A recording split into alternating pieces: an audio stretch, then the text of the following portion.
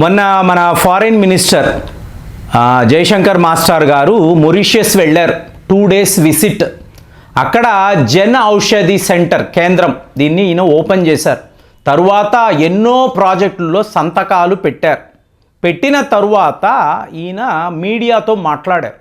అక్కడ ఒక ప్రకటన, ఈ ప్రకటన ఇవాళ యూకేలో వాళ్లకు ఎంత కోపాన్ని తెప్పిస్తుంది అంటే వాళ్ళు డైరెక్ట్గా భారత్ని ఛాలెంజ్ చేసే పరిస్థితి. అంటే చాగోస్ ఐలాండ్స్ని అంటారండి, దీన్నే ఆర్కిపెలగో అని అంటారు. ఆర్కిపెలగో అంటే గ్రూప్ ఆఫ్ ఐలాండ్స్. సో మీకు ఈ చాగోస్ ఐలాండ్స్ అన్నప్పుడు ఒక 60 దీవులు, 60 ఐలాండ్స్ చిన్నవి కలిసిన ఒక ప్రాంతం, చాలా చిన్నది. కానీ ఇది స్ట్రాటజికల్గా ఎంత ఇంపార్టెంట్ అనేది ఇవాళ ఒక్కసారిగా జయశంకర్ గారు ఈ చాగోస్ ఐలాండ్స్కి సంబంధించి మేము మొరీషియస్కి సపోర్ట్గా ఉన్నాము, సో ఎవరినైనా కూడా ఎదిరించడానికి సిద్ధముగా ఉన్నాము అని చెప్పి ఒక స్టేట్మెంట్ ఇచ్చారు. సో ఎవరినైనా అంటే ఎవరు? యూకే వాళ్ళు, యూరోపియన్స్, ఆంగ్లో సాక్సన్స్. సో ఇప్పుడు చాగోస్ ఐలాండ్స్ ఇష్యూ, ఇంత పెద్ద స్ట్రాటజిక్ లొకేషన్, ఇది ఒక చిన్న దేశం కదా, మొరీషియస్ అంటే చాలా చిన్న దేశం. మరి దానికి సంబంధించిన ఒక ఐలాండ్ అంటే ఆర్కిపెలగో, మరి దీనికి సంబంధించి జయశంకర్ గారు, అది భారత్, ఒక అమెరికా అనండి, యూకే అనండి, ఫ్రాన్స్, ఆస్ట్రేలియా లాంటి దేశాలను ఎదిరించి మేము మొరీషియస్తోనే ఉన్నాము అని చెప్తున్నాము అనుకోండి. ఈ ప్లేస్ యొక్క ఇంపార్టెన్స్ మీరు చూడండి. అసలు భారత్ ఎందుకు ఈ చాగోస్ ఐలాండ్స్కి సంబంధించి ఇన్ని దేశాలను ఎదిరిస్తుంది, మొరీషియస్ వైపు ఎందుకు నిలబడింది అని ఆలోచించారు అనుకోండి. ఈ మొరీషియస్లో మీకు ఆల్మోస్ట్ 45% హిందువులు ఉంటారండి. మీకు 1960 ఈ ప్రాంతాల్లో మీకు యూకే వాళ్ళు మొరీషియస్కి స్వతంత్రము ఇచ్చారు. ఇచ్చినప్పుడు చూడండి, వాళ్ళ అప్పటి నాయకుడు శివసాగర్ రామ్ గులాం అని అంటారు. ఆయనతో వీళ్ళు ఏం చెప్పారు? నీకు స్వతంత్రము కావాలి అంటే ఈ చాగోస్ ఐలాండ్స్ని మాకు అప్పచెప్పు, మా టెరిటరీ అని చెప్పు, అప్పుడే మీ దేశానికి మేము స్వతంత్రము ఇస్తాము అని చెప్పారు. సో శివసాగర్ రామ్ గులాం కూడా అలాగేనండి అని అన్నాడు. తరువాత మొరీషియస్కి స్వతంత్రము వచ్చింది. 2015లో ఇదే మొరీషియస్ ప్రభుత్వము, వీళ్ళు పర్మనెంట్ కోర్ట్ ఆఫ్ ఆర్బిట్రేషన్ అంటారండి, నెదర్లాండ్స్లో ఉండే ఒక కోర్టు, ఇంటర్నేషనల్ కోర్టు.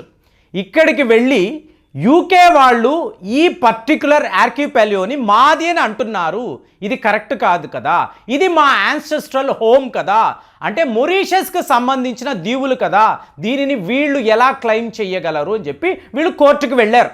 సో అక్కడ ఉన్న జడ్జి గారు కూడా ఒక ఆఫ్రికన్ వ్యక్తి, అవును మీరు అన్నది కరెక్ట్, మీ భూభాగములో ఉండే ప్రాంతము మీకు చెందుతుంది, కానీ ఎక్కడో దూరముగా ఉండే ఒక దేశం అంటే యూకేకి ఎలా సొంతం అవుతుందని వాళ్ళు కూడా అడిగారు. యునైటెడ్ నేషన్స్లో కూడా ఓటింగ్ అన్నప్పుడు భారత్ మొరీషియస్కి సపోర్టుగా, అంటే యూకేకి వ్యతిరేకంగా మొరీషియస్కి సపోర్టుగా ఈ చాగోస్ ఐలాండ్స్ వీళ్ళది అని చెప్పి మనము కూడా ఓటింగ్ వేశాం. ఇవాళ జయశంకర్ గారు ఏం మాట్లాడుతున్నారు? చాగోస్ ఐలాండ్స్కి సంబంధించి మేము ఎవరినైనా ఎదిరిస్తాము, మొరీషియస్ని మేము సంరక్షిస్తాము అని చెప్పారు. సో ఇక్కడ యూకే పార్లమెంటులో దీనికి సంబంధించి చాలా పెద్ద గొడవలు, అది మా టెరిటరీ, మా ఐలాండ్స్, దీనికి సంబంధించి భారత్ యొక్క ఫారిన్ మినిస్టర్ ఇలా ఎలా మాట్లాడతారు, మేము ఒప్పుకోము అని చెప్పి వాళ్ళు కూడా ఒక చాలా పెద్ద ప్రకటన చేశారు. సో ఇప్పుడు మీరు ఆలోచించారనుకోండి, ఇంతంత పెద్ద దేశాలు, ఇప్పుడు డియాగో గార్సియా అని అంటారండి, మొరీషియస్లో ఉండే ఒక ఐలాండ్, ఇది ఎవరి కంట్రోల్లో ఉంటుంది? అమెరికా వాడి కంట్రోల్లో ఉంటుంది, వాడి మిలిటరీ బేస్ ఇక్కడ ఉంటుంది. కానీ అక్కడ నివసించే లోకల్ ప్రజలు వాళ్ళని వీళ్ళు లిటరల్గా తరిమి వేశారండి. ఈ యూరోపియన్ దొంగలు నేను మాట్లాడతాను చూసారా, ఈ ఆంగ్లో సాక్సన్స్, వీళ్ళు ఇంకొకళ్ళ భూములను కబ్జా చేసుకొని అక్కడ నివసించే ప్రజలను అక్కడ నుంచి తరిమి వేస్తారండి, డిపోర్ట్ చేస్తారు. మీకు డియాగో గార్సియాలో ఇదే జరిగింది. ఇంకొక వైపు చూశారనుకోండి, కోకోస్ అని అంటారు, ఆస్ట్రేలియాకు చేరువలో ఉండే ఐలాండ్స్, ఆస్ట్రేలియా ప్రభుత్వము కూడా ఇంకో ఆంగ్లో సాక్సన్ దేశము, వాళ్ళు కూడా ఇదే పనే చేశారు.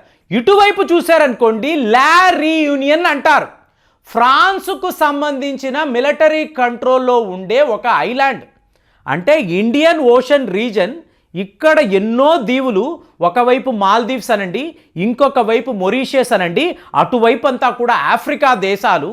ఈ దేశాలనంతా కూడా కబ్జా చేసుకొని వాళ్ళను చిత్రహింసలు పెట్టి బానిసలుగా మార్చి ఇవన్నీ మావి అని చెప్పి ఈ యూరోపియన్ దేశాలకు సంబంధించిన ఈ దుర్మార్గులు చెప్తూ ఉంటారు. ఇందులో భారత్ కూడా ఒకప్పుడు భాగముగా ఉండేది. మనల్ని కూడా వీళ్ళు ఇలాగే చేశారు. కాబట్టే మనం ఇవాళ మొరీషియస్ వైపు నిలబడ్డాం. అందరూ అడిగే ప్రశ్న, ఏమండి వాళ్ళు ధనవంతులు, బాగా శక్తివంతులు, సో వాళ్ళని మనం ఎందుకు ఎదిరించాలి, వాడు చెప్పినట్టు అయిపోతుంది కదా అంటే, ఈ డబ్బులు ఉన్నవాడి మాటను ఎప్పుడు నమ్మకూడదు. వాడు ఎప్పుడూ కూడా ప్రపంచాన్ని మోసము చేస్తూ ఉంటాడు. కాబట్టి ఎక్కడ న్యాయము ఉందో, ఎక్కడ నిజాయితీ ఉందో, మొరీషియస్కి సంబంధించిన భూభాగం అది. కాబట్టి మేము అక్కడే నిలబడతాం. ఎగలీగా అనబడే ఐలాండ్ వద్ద భారత్కి సంబంధించిన మిలిటరీ బేస్ ఉందండి. ఏంటి రేపు మొరీషియస్కి ఇబ్బంది అంటే భారత్ యొక్క సుఖాయ్ విమానాలు, రాఫెల్ విమానాలు అక్కడ డిప్లాయ్ చేస్తాం. మనం ఎవడిని కూడా మనం విడిచిపెట్టాం. యూకే వాడే మనతో యుద్ధము అన్నా కూడా మొరీషియస్ని రక్షించడానికి భారత్ అక్కడ నిలబడుతుంది. ఎందుకు? మేము కూడా ఇలాగే మీ ఎక్స్ప్లాయిటేషన్కి గురి అయ్యేము. ఇవాళ మేము ఒక పవర్ఫుల్ కంట్రీగా ఎదిగేము. అలాంటిది నువ్వు బలహీనులు చిన్నా చితకా వాళ్ళని బెదిరిస్తూ ఉంటే మేము చూస్తూ ఊరుకుంటామా అని చెప్పి భారత్ డైరెక్ట్గా జయశంకర్ గారు మాట్లాడారు కదండి. మరి మోదీ గారు ఎందుకయ్యా ఇలా మాట్లాడమని అడుగుతారా అంటే, అలా కాదండి. మోదీ గారి పర్మిషన్ తీసుకొని, ఇండియన్ గవర్నమెంట్ యొక్క పర్మిషన్ తీసుకొని జయశంకర్ గారు మొరీషియస్ వెళ్ళారు. 2 రోజుల పాటు ఆయన ఇక్కడ ఉండి ఈ చాగోస్ ఐలాండ్ విషయంలో మేము మొరీషియస్తో నిలబడతాము, ఎవరినైనా ఎదిరిస్తాము అని చెప్పి క్లియర్ కట్గా ఆయన చెప్పేసి వచ్చాడు. అంటే ఇప్పుడు యూకేకి, యుఎస్కి, ఒకవైపు ఆస్ట్రేలియా, ఇంకోవైపు ఫ్రాన్స్, వీళ్ళందరూ ఏమిటి, ఎక్కడో యూరోప్లో ఉండే దేశాలు ఇక్కడ ఇండియన్ ఓషన్ రీజన్లో ఉండే చిన్న చిన్న దేశాలను కబ్జా చేసుకొని అక్కడ ఉండే ప్రజలను ఇబ్బంది పెడుతూ ఇవాళ ఈ టెరిటరీ అంతా కూడా మాదేనంటే ఇవాళ ప్రపంచం ఎలాంటిది? న్యూ ఇండియా అన్నప్పుడు వీటిని మేము ప్రశ్నిస్తాము. ఎందుకు? గ్లోబల్ సౌత్ యొక్క వాయిస్ మేము.